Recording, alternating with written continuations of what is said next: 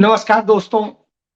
नरेंद्र मोदी ने छतरपुर में कहा, मध्य प्रदेश के छतरपुर में, कि कांग्रेस को 100 साल तक सत्ता के लिए तरसाइए। और दूसरी तरफ उनके किसी नेता ने कहा, योगी आदित्यनाथ ने, कि कांग्रेस को पूरी तरह से खत्म कर देना है। कौन सी नई बात कही? कांग्रेस मुक्त भारत की बात, यानी कांग्रेस का नामो निशान मिटा देने की बात 1925 से कही जा रही और वही चल रही। तो इसमें कोई नई बात तो नहीं कही। और लग गए आपको 100 साल होने वाले। चलिए 100 साल बाद क्या होगा देखा जाएगा। आज जो है, आज विषय है कि लड़ाई किस बात की है? कांग्रेस को हटाने की। मध्य प्रदेश में जहां छतरपुर में नरेंद्र मोदी एक कह रहे थे, वहां पर पिछले 18 साल से सत्ता संभाल रही है उनकी पार्टी। भ्रष्टाचार उनकी पार्टी के आ रहे हैं, 50% कमीशन का उनकी पार्टी में आ रहा है, और नौकरियों का, घोटालों का, 250 घोटालों का इतिहास उन्होंने रचा है। फिर कांग्रेस पार्टी को कहते हैं भ्रष्टाचार है और न जाने क्या क्या है। इसी तरीके से राजस्थान में उनके एक प्रत्याशी कहते हैं कि मैंने डीएम, एसपी और सीएम तक को पीटा है। बहुत अच्छा, आपके यहां इसी तरह के लोग हैं। और स्थिति तो यहां तक है कि साहब, भारतीय जनता पार्टी ने तमाम प्रत्याशी, जिन्हें धर्मगुरु कहते हैं, करके उतारे, जिनकी आमदनी का जरिया सिर्फ उन्होंने दान दक्षिणा बताया है। और वो चुनाव लड़ रहे हैं भारतीय जनता पार्टी के। महंत प्रतापपुरी, करोड़ों रुपए की इनकी संपत्ति है और साहब कहते हैं पूजा और दान से उन्हें मिली है। ओटाराम देवासी हैं, इनको भी पूजा और उससे मिली है, दान दक्षिणा से। बाल मुकुंद आचार्य हैं, इनके पास भी करोड़ों की प्रॉपर्टी है और ये सब दान दक्षिणा से मिली है। बाबा बालकनाथ हैं, इनको भी दान दक्षिणा से ही मिली है। तो साहब, ये सारे इनके प्रत्याशी जो इस देश के लोगों का धार्मिक भावनाओं का शोषण करके दान के नाम पर करोड़ों रुपया, महंगी गाड़ियां, महंगी सब कुछ, लग्जरी लाइफ की व्यवस्था करते हैं और उसके बाद चुनाव लड़ते हैं। योगी आदित्यनाथ अरबों खरबों की प्रॉपर्टी के मालिक बन के बैठे हुए और एक प्रदेश के मुख्यमंत्री हैं, कहते हैं हम संत हैं, भगवा पहन के बस संत हो गए। संत के लिए कहा क्या गया है? संत हृदय नवनीत समाना। क्या ऐसा है? इन सब के बोल वचन तो इतने गंदे हैं कि सोच नहीं सकते हैं। छोड़िए अभी। अब जब ये सारी बातें करते हैं तब लगता है ये संतों की पार्टी नहीं है। कोई कहता है हिंदू राष्ट्र, कोई कुछ, कोई कुछ। तो यदि संतों की पार्टी है तो साहब, बीएचयू आईआईटी जहां से नरेंद्र मोदी सांसद हैं, वहां पर बीएचयू आईआईटी, बीएचयू मतलब बनारस हिंदू विश्वविद्यालय, आईआईटी में तो हिंदू भी है, विश्वविद्यालय भी है और आईआईटी भी है। वहां पर जो लड़की से आया था कि उसका वीडियो बनाया, उसके साथ छेड़छाड़ करी, उसको निर्वस्त्र किया, उसमें अब यह भी सबूत आ गए मजिस्ट्रेट के सामने कि मुलजिमान ने उसके साथ गैंग रेप किया था। Gang rape. इतने दिन से ये सारी चीज हो रही, चूंकि आरोपी जय श्री राम बोलने वाले थे, इसलिए जय श्री राम बोल करके वो लड़कियों से रेप कर सकते हैं, कुछ भी कर सकते हैं और पुलिस उन्हें गिरफ्तार नहीं करेगी। उल्टा जब इंसाफ की लड़ाई के लिए कांग्रेस पार्टी के प्रदेश अध्यक्ष और स्थानीय बनारस के एमएलए रहे, पूर्व मंत्री अजय राय कहेंगे कि इसमें तो इंसाफ दीजिए और सुरक्षा का माहौल बनाइए, तो उनके खिलाफ एबीवीपी की कंप्लेंट पर एफआईआर दर्ज कर ली जाएगी। अब आप सोचिए, एबीवीपी कौन? अखिल भारतीय विद्यार्थी परिषद। तो अखिल भारतीय विद्यार्थी परिषद क्या अराजकता के लिए? हां है। इसका उदाहरण कानपुर में डीएवी कॉलेज पे देखने को मिला, जहां एबीवीपी ने जिस तरीके से प्रदर्शन करते हुए एसपी को वहां पर मार के गिरा दिया।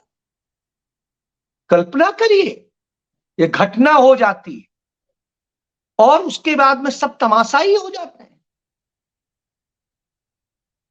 इस तरह की अराजकता करने का साहस कैसे आ गया? कहीं उत्तर प्रदेश में हम सुनते हैं कि कहीं कोई भूमाफिया हड़का रहा है पुलिस को, कहीं पर कोई खनन माफिया हड़का रहा है, कहीं कोई दूसरा माफिया हड़का रहा है, और क्या होता है? तो इस तरह की स्थितियां हैं।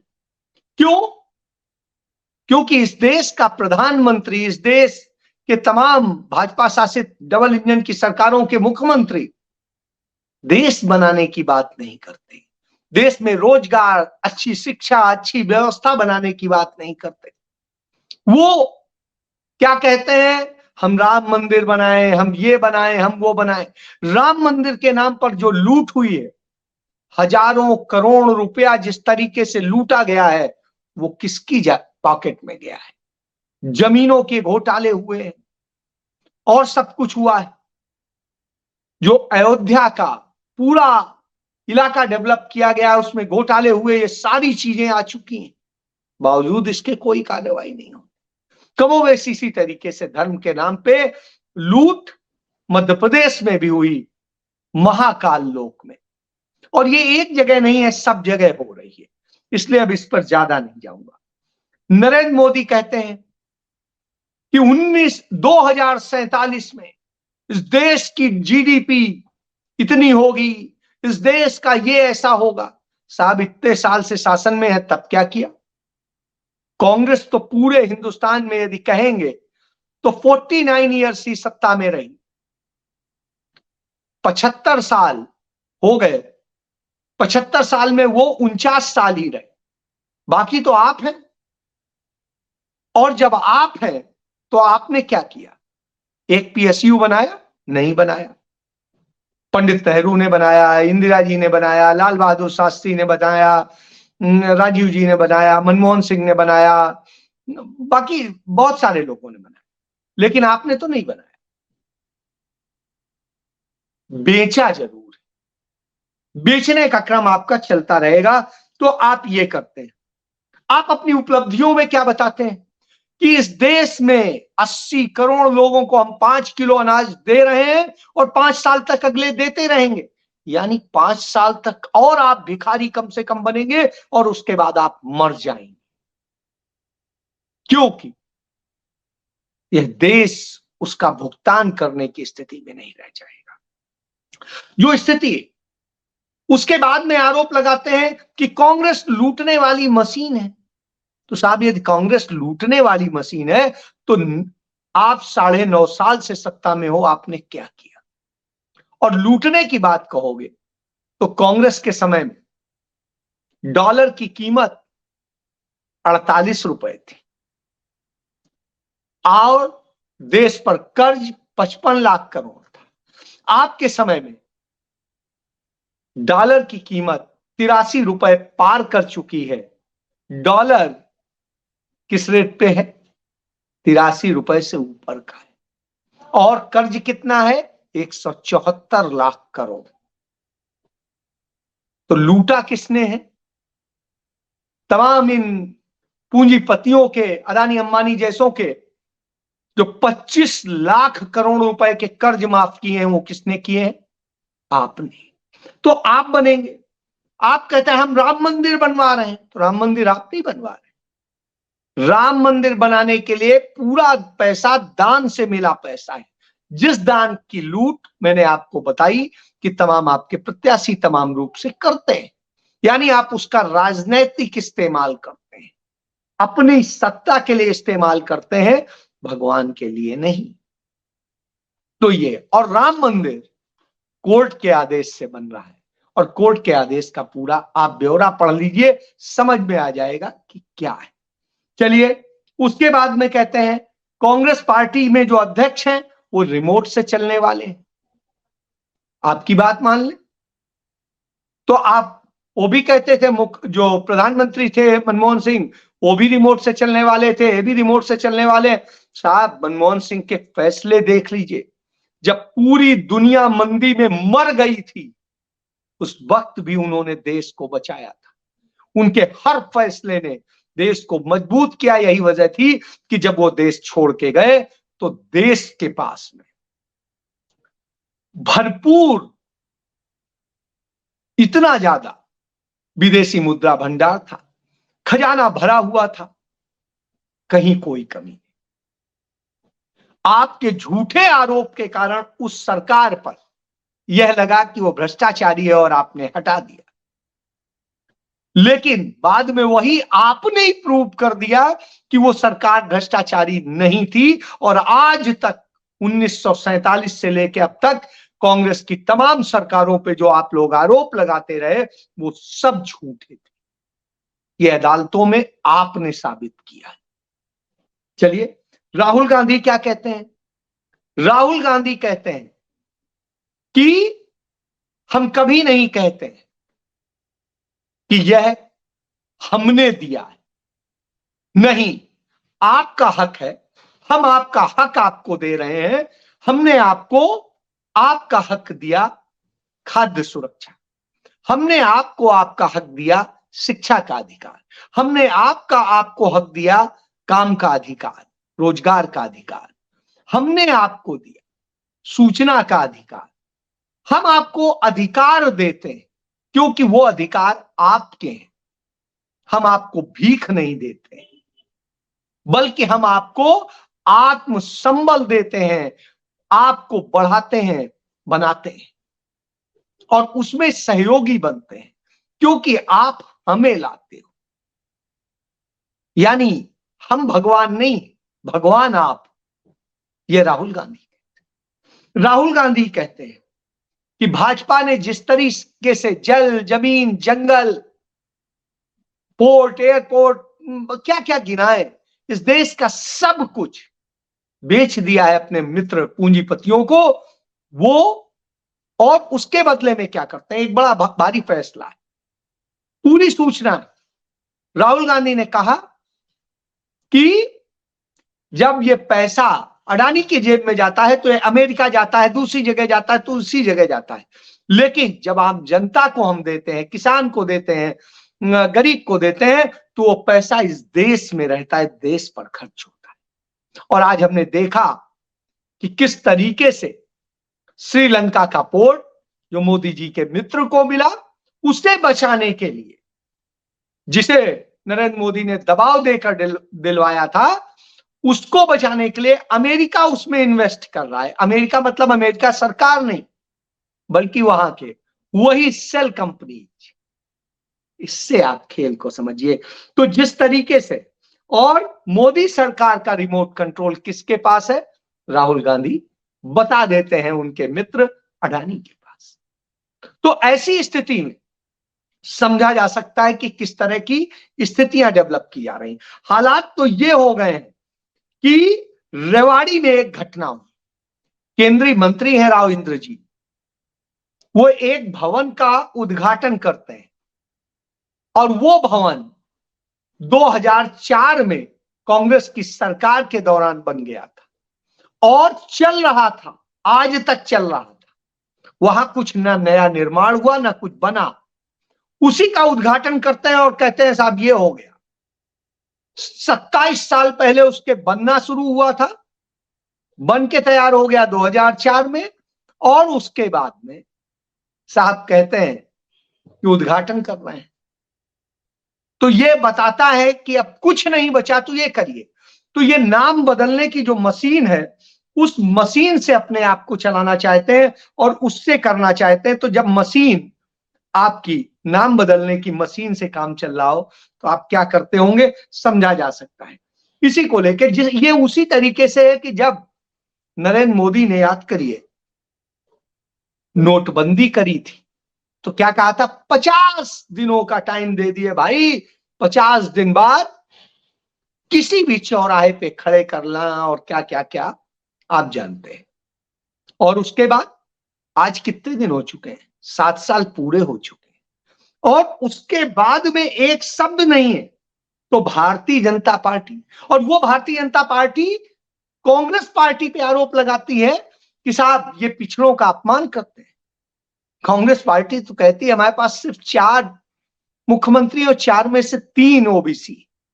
अब आप बताइए कि हम अपमान कर रहे हैं कि हम क्या कर रहे हैं। प्रियंका गांधी कहती हैं राम के जो सिद्धांत थे हम उन सिद्धांतों पर चलते हैं, हम राम को बेचते नहीं, हम उनका सौदा नहीं करता, उनके राजनीतिक इस्तेमाल नहीं करते हैं। राहुल गांधी गए केदारनाथ, 3 दिनों तक उन्होंने भगवान केदारनाथ की पूजा भी की, वहां तपस्वी की तरह से रहे, जैसे एक संत को रहना चाहिए, अपने बर्तन खुद धोना, वो करना, सब कुछ। लेकिन उन्होंने वीडियो या कैमरामैन और सब कुछ लेके नहीं गए कि साहब टीवी चैनल्स पहले से फिट होते हैं और वो होता, अचानक पहुंचे थे, किसी को पता नहीं था, सोशल मीडिया पे भी उनके अकाउंट्स में नहीं वो हुआ था। और उन्होंने वहां के एक बड़े प्रोफेसर को जो भू विज्ञान से रिलेटेड हैं, जो पर्यावरण पे काम करते हैं, उनके साथ में चर्चा की, हिमालय के जो ग्लेशियर पिघल रहे हैं सब पर चर्चा की, जिससे कैसे बचाया जाए, कैसे इस संकट से निपटा जाए, क्योंकि आने वाले दिनों में गंगा खत्म हो जाएगी, तो गंगा को कैसे बचाया जाए, उस भागीरथ प्रयास के लिए गए थे और वो करके आए। तो साहब उस पे भी कहेंगे कि किस तरह की स्थितियां हैं। और जब ये स्थितियां हो, नरेंद्र मोदी तो जाके कहते हैं तेलंगाना में कि ओबीसी सीएम बनाएंगे।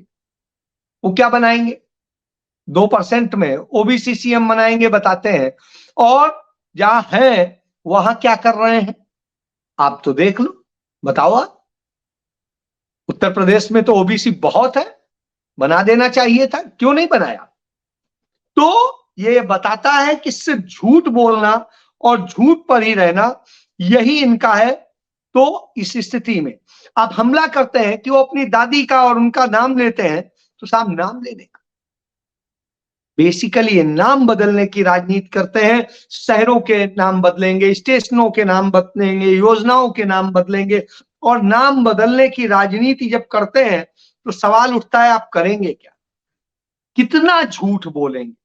आपको याद होगा 100 दिन में काला धन वापस आएगा, नोटबंदी से काला धन खत्म होगा, 15 लाख खाते में आएंगे, पेट्रोल डीजल 35 रुपए की लीटर हो जाएगा, रुपया मजबूत होएगा। कितना हो गया, तो कहती हैं उनकी वित्त मंत्री रुपया कमजोर नहीं हुआ, डॉलर मजबूत हो गया। तो भाई हम वही मान लेते हैं। 2022 में तक 100 स्मार्ट सिटी बन जाएंगे। कौन सा स्मार्ट सिटी बन गया, ये है 2022 तक हर परिवार को एक घर होगा, अपना पक्का घर। हो गया क्या, आप बताओ। 2022 तक गंगा निर्मल हो जाएगी, हो गई क्या।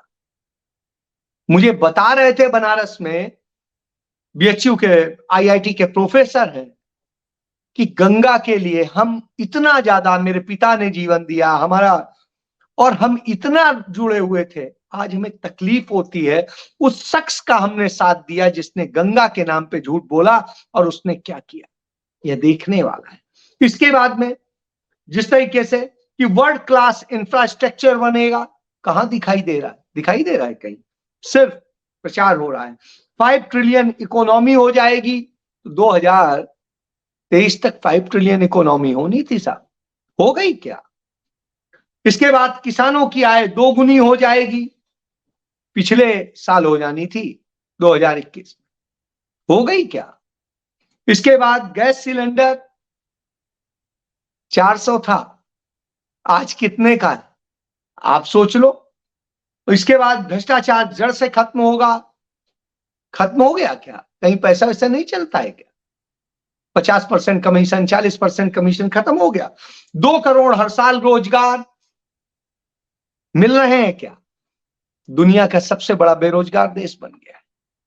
तो साहब ये बड़ी लंबी फहरिस्त है और इस फहरिस्त को गिनाएंगे तो बड़ा वक्त लग जाएगा, लेकिन इतना ही कहूंगा, इस देश को जो बर्बाद कर रहे हैं मोदी है तो मुमकिन है जो कहते हैं वो इस दृष्टिकोण से नहीं है, वो साजिश का अंग है। अब मैं कल ये बताऊंगा आपको कि कौन सी साजिश रचते हैं जीतने के लिए, लेकिन इसके पहले इतना आप जानिए कि ये जिस तरह से कर रहे हैं वो देश को खत्म कर रहे हैं, और सबसे ज्यादा खतरा आपके बच्चों के भविष्य का है, क्योंकि आपके पूर्वजों ने सही फैसले लिए, आपने गलती की, उसकी सजा आप भी भुगत रहे हैं और आने वाली पीढ़ी भी भुगतेगी, और आगे आने वाली पीढ़ी की बड़ी बुरी दशा होगी, क्योंकि नरेंद्र मोदी ने जो ये घोषणाएं की, जो अभी बजट पास किया था, उस बजट का 85% फंड खत्म हो चुका है और दिसंबर तक सारा खत्म हो जाएगा। 3 महीना चलाना मुश्किल होगा, तो कितना कर्ज और उठा के चलाया जाएगा और सब कुछ कराया जाएगा, इससे आप समझ सकते हैं। और उसके बाद 2024 में जो नया बजट आएगा, बिल्कुल कंगाली वाला बजट होगा, आप बोझ में दबेंगे।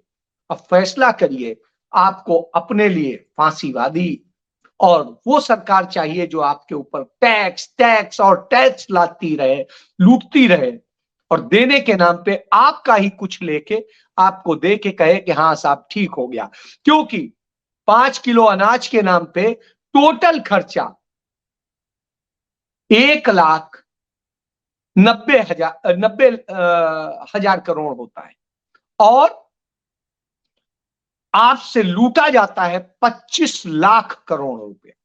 उसके ये तो कर्ज माफ किया जाता है, इसके बाद में जो अदर्स लूटा जाता है वो करीब 5 लाख करोड़ है। तो इस तरह से आपका सब कुछ लूट रहा है और आप तमाशबीन बने हो। फैसला आपको करना है कि आपको कहां जाना है, आपके लिए करने वालों के साथ या आपको खत्म कर देने वालों के साथ। जय